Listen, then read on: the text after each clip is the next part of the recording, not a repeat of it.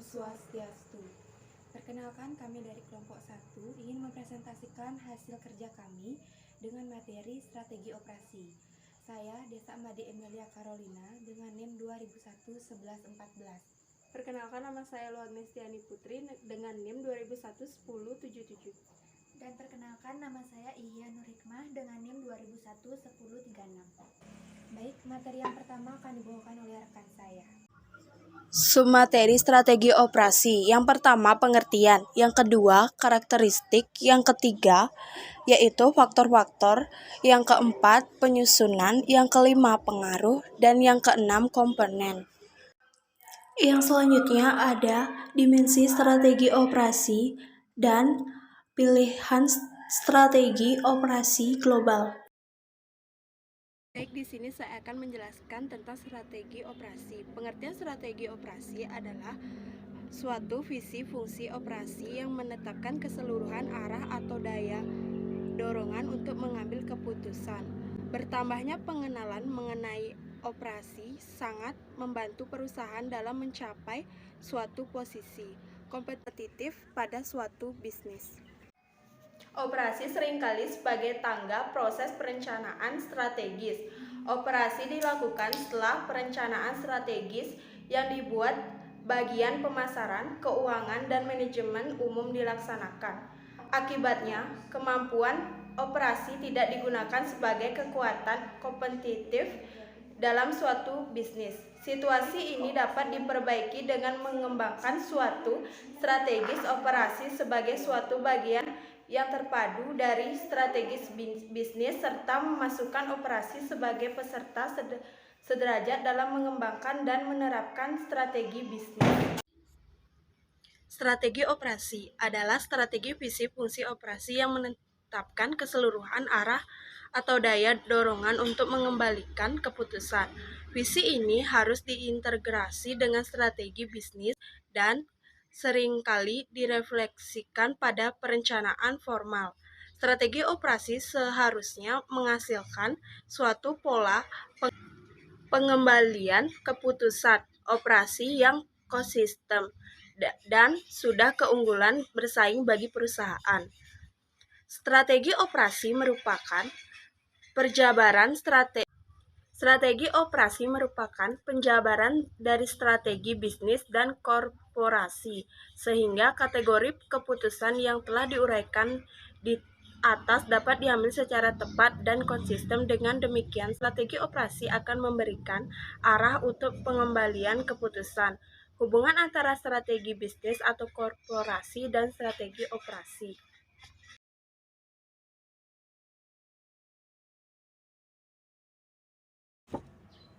Yang kedua, karakter umum dari strategi operasi, yaitu yang pertama biasanya berjangka sangat panjang kurang lebih 5-10 tahun. Yang kedua gersifat spesifik dalam hal yang abstrak tetapi tidak spesifik dalam rincian konkret. Jadi ada ruang gerak-gerik sehari-hari di dalam rangkaian strategi umum. Yang ketiga, strategi merupakan perasaan atau barangkali budaya.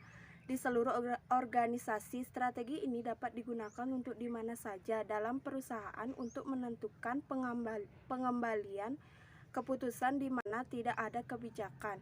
Yang keempat, biasanya berfokus pada beberapa bidang spesifik, barangkali hanya satu dan bukan pada kelompok besar. Bidang-bidang lain dan keputusan sehubungan dengan bidang-bidang dianggap tunduk pada bidang-bidang kritis ini. Yang kelima, keputusan yang diambil oleh perusahaan sepanjang waktu akan memperlihatkan suatu pola konsisten yang mengukuh pandang strategis. Selanjutnya akan dibawakan oleh rekan saya. Yang ketiga itu penyusunan strategi operasi untuk mengembangkan bisnis. Penyusunan strategi operasi harus dilakukan sesuai dengan kondisi perusahaan, sehingga tujuan yang ditetapkan bisa tercapai lebih mudah. Nah, berikut adalah cara menyusun strategi operasional sebagai bagian dasar penyusunan rencana kerja. Adapun bagian dari strategi operasi sebagai dasar penyusunan rencana kerja yaitu yang pertama ada pendekatan. Pengembangan yang menguntungkan yakni upaya untuk menyusun sebuah program kerja yang berpotensi mendatangkan banyak keuntungan dan laba dalam jumlah besar. Perkembangan yang menguntungkan bisa mewujudkan keseimbangan yang sangat menguntungkan antara lingkungan perusahaan dan saran yang tersedia. Yang kedua itu ada pendekatan SWOT. SWOT atau Strength, Weakness, Opportunities, dan Threats atau yang lebih dikenal dengan kekuatan. Pendekatan SWOT ialah suatu bentuk pendekatan perusahaan yang harus seimbang dengan kekuatan yang dimiliki, kelemahan apa saja yang ada, melihat kesempatan yang ada di depan mata, dan perusahaan juga harus paham akan ancaman, gangguan, tantangan, serta hambatan yang mungkin menghadang di masa mendatang. Yang ketiga itu ada pendekatan sistem. Pendekatan ini termasuk pendekatan yang menitik beratkan pada pengertian sistem yang kemudian dikembangkan untuk membentuk rencana strategis. Yang keempat ada pendekatan kesenjangan perencanaan. Yang keempat pendekatan kesenjangan perencanaan. Pendekatan kesenjangan perencanaan akan dimulai dengan berpikir secara tradisional dalam melakukan perencanaan. Kemudian dikembangkan lagi dengan pemikiran yang lebih maju, dinamis, dan produktif. Yang kedua, sasaran. Sasaran ialah hasil akhir yang didapatkan dari kegiatan operasional. Sasaran juga menjadi penggambaran hal yang hendak diwujudkan melalui strategi operasi yang diambil untuk mencapai tujuan perusahaan atau sebagai target terukur. Dalam praktiknya, sasaran merupakan hasil yang dicapai secara nyata dalam rumusan yang lebih terukur, spesifik dalam kurun waktu 1 tahun. Di sini, perumusan strategi operasi harus sesuai dengan spesifikasi produk, pasar serta pemasarannya, teknologi dan sumber daya organisasi. Yang ketiga itu ada pencapaian strategi. Indikator kinerja dalam sebuah perusahaan ialah kuantitatif maupun kualitatif yang menggambarkan level pencapaian sebuah sasaran atau tujuan yang sudah ditetapkan. Indikator kerja harus berupa kinerja yang baik pada tahap perencanaan, pelaksanaan, dan tahap lanjut setelah kegiatan. Indikator kerja juga bisa menjadi sumber untuk meyakinkan jika kinerja hari demi hari dari perusahaan tersebut menunjukkan kemajuan dalam rangka mencapai tujuan dan sasaran yang sudah ditetapkan. Tanpa adanya indikator kerja, maka perusahaan akan sulit menilai kinerja atau kebersihan atau ketidakbersihan unit kerja. Tahapan di atas harus dilakukan beruntut dan saling berkesinambungan satu sama lain, sehingga tujuan atau sasaran akan dicapai dengan lebih mudah. Dalam proses manajemen strategi operasi, perusahaan juga perlu membandingkan hasil yang didapatkan dan tingkat pencapaian tujuan. Proses ini juga termasuk tahap evaluasi dan mencakup dalam proses manajemen strategi operasi. Perusahaan juga perlu membandingkan hasil yang didapatkan dan tingkat pencapaian tujuan. Proses ini juga termasuk tahap evaluasi dan mencakup 4 hal utama, yakni batas toleransi untuk target, standar, strategi, serta rencana operasional. Yang kedua, mengukur posisi yang berhubungan langsung dengan sasaran pada periode waktu tertentu. Jika hasilnya di luar batas tersebut, maka dibutuhkan tindakan perbaikan. Yang ketiga, menganalisa penyimpangan pada batas toleransi yang telah ditetapkan. Yang keempat, melaksanakan modifikasi jika dibutuhkan.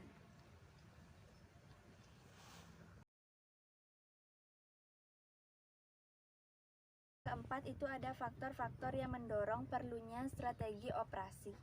Yang pertama itu ada dorongan oleh keinginan untuk menekan biaya atau efisiensi dan meningkatkan kualitas produk.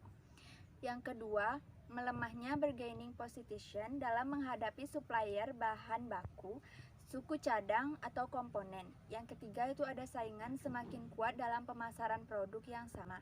Yang keempat, ketiadaan atau kelangkaan tenaga profesional untuk bidang keahlian tertentu dalam menciptakan kemampuan khusus. Selanjutnya akan dibawakan oleh teman saya.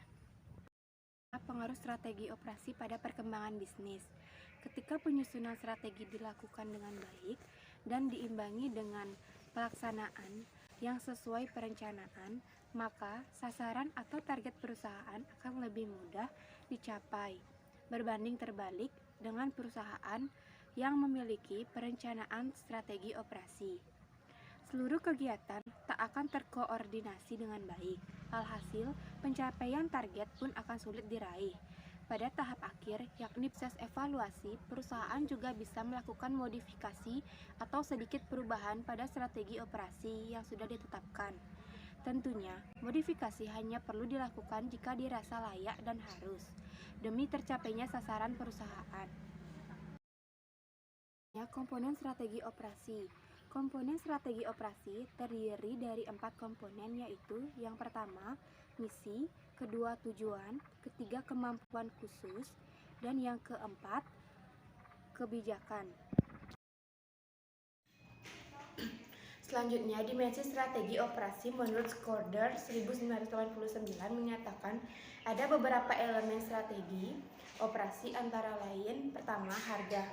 Harga tidak hanya dilihat dalam pengertian perubahan tahunan, tetapi juga dibandingkan dengan harga pesaing dan beberapa biaya-biaya operasi yang meliputi biaya produksi, biaya pemesanan, serta biaya lain-lain yang timbul pada penggunaan sumber daya. Adapun pengertian biaya ialah semua pengorbanan yang dilakukan untuk menunjang operasional perusahaan. Dimensi biaya menjabarkan mengenai usaha perusahaan dalam meminimalisir biaya pelayanannya. Kedua, mutu. Mutu adalah nilai produk, reputasinya, dan perasaan berguna. Pengukuran mutu juga bisa diukur secara relatif terhadap dimensi mutu dapat berupa memberikan mutu layanan yang baik terhadap konsumen. Ketiga, fleksibilitas dapat memberikan keunggulan bersaing. Ketiga, perusahaan memilih untuk bersaing dengan dasar inovasi produk baru atau respon yang cepat terhadap permintaan. Dimensi fleksibilitas dalam perusahaan jasa dapat berupa memberikan sistem pelayanan yang fleksibel. Keempat, pengiriman mengacu pada kemampuan operasi untuk menyampaikan produk atau jasa pada saat dan di mana pelanggan membutuhkannya. Dimensi pengiriman dalam perusahaan jasa dapat berupa kecepatan atau ketepatan layanan yang diberikan perusahaan kepada konsumennya berdasarkan estimasi waktu yang sudah ditetapkan. Hamming dan Mahfud 2011 menyatakan beberapa dimensi. Baik, selanjutnya akan dilanjutkan oleh rekan saya. Pilihan strategi operasi global. Yang pertama, strategi internasional. Strategi internasional yaitu strategi masuk ke pasar global dengan menggunakan ekspor dan lisensi. Strategi ini yang paling tidak menguntungkan karena tanggapan lokal rendah dan pengurangan biaya sedikit. Keuntungan dari segi biaya mungkin sedikit karena menggunakan proses produksi yang berjarak dari pasar yang baru. Strategi ini termasuk karena proses ekspor membutuhkan sedikit perubahan pada operasi yang ada, dan perjanjian lisensi memberikan sedikit resiko bagi pemegang lisensi. Selanjutnya akan dibawakan oleh rekan saya. Yang kedua, strategi global. Strategi ini memiliki tingkat sentralisasi yang tinggi, di mana kantor pusat mengkoordinasikan organisasi untuk mencari standar dan pembelajaran di antara pabrik, sehingga menghasilkan skala ekonomis. Strategi ini cocok untuk perusahaan yang fokus pada pengurangan biaya, tidak disarankan saat permintaan respon lokal tinggi. Contoh, Caterpillar menemukan strategi ini unggul karena barang jadi mereka serupa di seluruh dunia. Selanjutnya akan dibawakan oleh teman saya.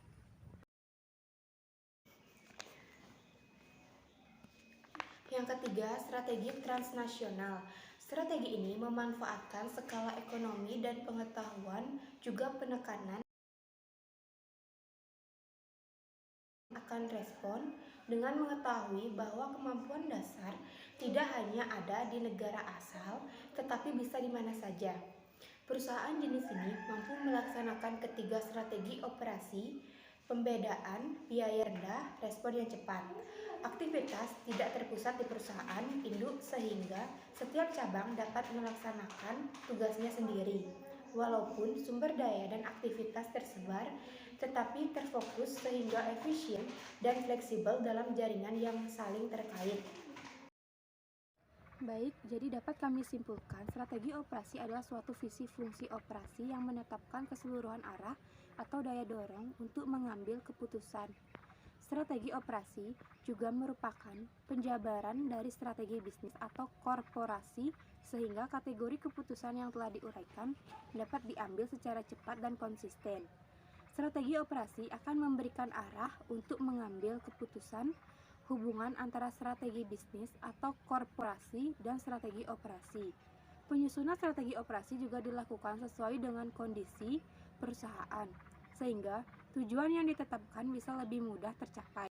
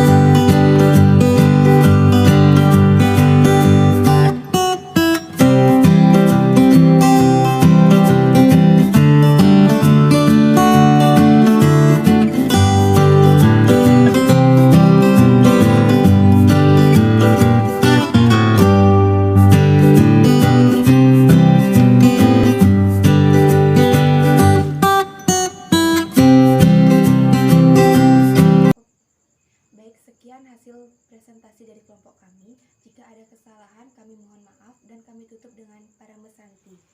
Om Santi Santi Santi Om.